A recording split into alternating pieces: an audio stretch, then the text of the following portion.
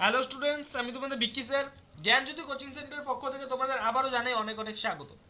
আজকের ভিডিওতে আলোচনা করব নর্থ বেঙ্গল ইউনিভার্সিটির অধীনস্থ তোমাদের যাদের জিইতে হিস্ট্রি রয়েছে তাদের একটি গুরুত্বপূর্ণ টপিক নিয়ে আজকের ভিডিওতে বিস্তারিতভাবে আলোচনা করব। টপিকটা হচ্ছে write a short note on moderate and extremist. Moderate বলতে বোঝাচ্ছে নরমপন্থী এবং এক্সট্রিমিস্ট বলতে বোঝাচ্ছে হচ্ছে চরমপন্থী। বোঝা গেল? তো স্টুডেন্টস, আজকের ভিডিওতে এই যে টপিকটা রয়েছে এই টপিকটি নিয়ে বিস্তারিতভাবে আলোচনা করব। 3 মার্কসের ইম্পর্টেন্ট একটা টপিক। ঠিক আছে, চলো শুরু করছি আজকের ক্লাসটি।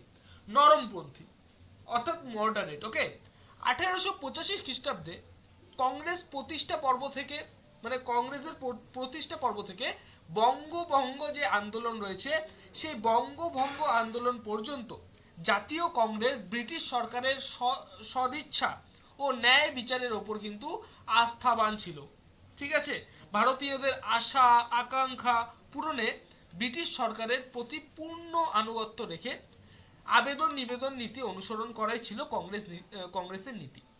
মানে ধরে নাও, এই যে ব্রিটিশ ইস্ট ইন্ডিয়া কোম্পানি ছিল বা ব্রিটিশ সরকার যে ছিল, এই ব্রিটিশ সরকারের আমাদের ভারতীয়দের যে আশা আকাঙ্ক্ষা, ঠিক আছে, এই আশা আকাঙ্ক্ষা হচ্ছে ব্রিটিশ সরকারের কাছে আবেদন নিবেদন নীতি অনুসরণ করে কিন্তু করতো। ঠিক আছে, কে? কংগ্রেস। ঠিক আছে, কংগ্রেসের নীতি ছিল সরকারের প্রতি পূর্ণ আনুগত্য রেখে আবেদন নিবেদন নীতি কিন্তু অনুসরণ করা। ঠিক আছে, ধরে নাও একটা এক্সাম্পল দিয়ে বোঝাচ্ছি যাতে তোমরা সবাই জিনিসটাকে বুঝতে পারো। ধরে নাও আমরা হচ্ছে ব্রিটিশ ইস্ট ইন্ডিয়া কোম্পানির আন্ডারে আছি, ধরে নাও ব্রিটিশ সরকারের আন্ডারে আছি। এইবার ধরে নাও আমাদের যে লাইটের পোল, বাড়ির সামনে যে লাইটের পোল রয়েছে, সেই লাইটের পোলের মধ্যে লাইট জ্বলছে না। ঠিক আছে, খুবই অসুবিধা হচ্ছে সেই লাইট না জ্বলার কারণে। হ্যাঁ, এইবার তোমরা কি করবে? এইবার হচ্ছে এই যে আমাদের কংগ্রেস ছিল, এই কংগ্রেস কি করবে? ব্রিটিশ সরকারের প্রতি কি করবে? একটা আবেদন জানাবে যে স্যার, আমাদের এই লাইটের পোলে লাইট জ্বলছে না, তো খুবই অসুবিধা হচ্ছে যাতায়াত করতে। এইরকম টাইপের কি করবে কংগ্রেস? হচ্ছে ব্রিটিশ সরকারকে কি করবে? এরকম একটা আবেদন করবে। ঠিক আছে, এইভাবে কিন্তু বোঝা গেল। এই যে নিবেদন নীতির সমর্থকরা ছিল হচ্ছে নরমপন্থী। এই যে আবেদন নিবেদন যে নীতি, এই নীতিটাকে যারা সাপোর্ট করে, ঠিক আছে, যারা মনে করে যে না ঠিক আছে, এইভাবে করে যদি আমরা ব্রিটিশদেরকে আবেদন করি, তারা জিনিসটা করে দেবে, এই যে সাপোর্টার যারা রয়েছে তারা কিন্তু হচ্ছে নরমপন্থী। ঠিক আছে, আর নরমপন্থী নেতাদের মধ্যে যারা উল্লেখযোগ্য ছিলেন তারা হচ্ছে গোপাল কৃষ্ণ গোখলে, ঠিক আছে, বদরউদ্দিন তায়েবজি, ওকে, উমেশ চন্দ্র বন্দ্যোপাধ্যায়, সুরেন্দ্রনাথ বন্দ্যোপাধ্যায়, দাদা ভাই নৌরুজি প্রমুখ। ঠিক আছে, এইবার অপরদিকে আসি চরমপন্থীরা কি মনে করতো? যে এই যে আবেদন নিবেদন নীতি, এই আবেদন নিবেদন নীতি আমরা অনুসরণ করব না, আমরা এটাকে সাপোর্ট করি না। যদি আমি যে এক্সাম্পলটা দিয়ে বুঝালাম, যদি আমাদের রাস্তায় লাইট না জ্বলে, আমরা ব্রিটিশ সরকারের বিরুদ্ধে কিন্তু কি করব? বিরোধ করব, বিদ্রোহ করব। ঠিক আছে, এরা হচ্ছে চরমপন্থী। বোঝা গেল?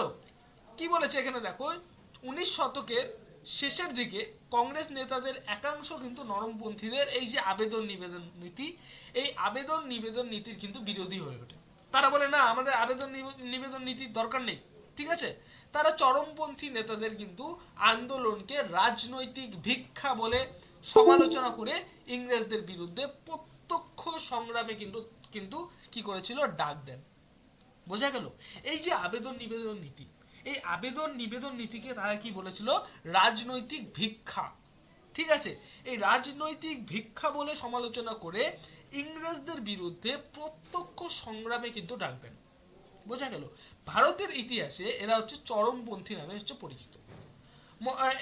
এই চরমপন্থী নেতাদের মধ্যে উল্লেখযোগ্য ছিল হচ্ছে মহারাষ্ট্রের বাল গঙ্গাধর তিলক, ঠিক আছে, পাঞ্জাবের লালা লাজপত রায় এবং বাংলার অরবিন্দ ঘোষ, বিপিন চন্দ্র পাল প্রমুখ ছিলেন হচ্ছে এই যে চরমপন্থী নেতা। এই চরমপন্থী নেতাদের মধ্যে হচ্ছে উল্লেখযোগ্য।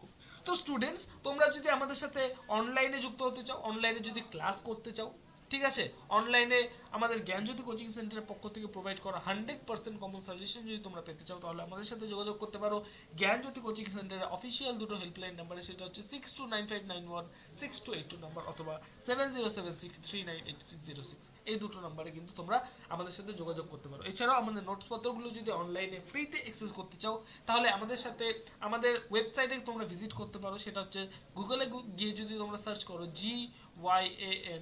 GYANJYOTI জ্ঞানজ্যোতি.info, তাহলে কিন্তু আমাদের জ্ঞানজ্যোতি কোচিং সেন্টারের অফিসিয়াল ওয়েবসাইটে পৌঁছে যাবে এবং সেখানে যে ব্লগসের সেকশন রয়েছে সেই সেকশনে গিয়ে কিন্তু তোমরা আমাদের নোটস পত্রগুলো ফ্রিতে পেতে পারো। এছাড়াও আমাদের আরও একটা ওয়েবসাইট আছে, গুগলে গিয়ে যদি তোমরা নিভা বলে যদি সার্চ করো, ঠিক আছে, সেখানেও কিন্তু তোমরা আমাদের যে নোটস পত্রগুলো রয়েছে সেই নোটস পত্রগুলো কিন্তু অ্যাক্সেস করতে পারবে। তোমাদের উজ্জ্বল ভবিষ্যৎ গড়ে তুলবো আমরা, এটাই হচ্ছে আমাদের প্রতিশ্রুতি। তো স্টুডেন্টস, আসবো আরও একটা নতুন ভিডিও নিয়ে নতুন কোনো টপিকের সাথে। Till that, keep learning, keep exploring. Thank you so much.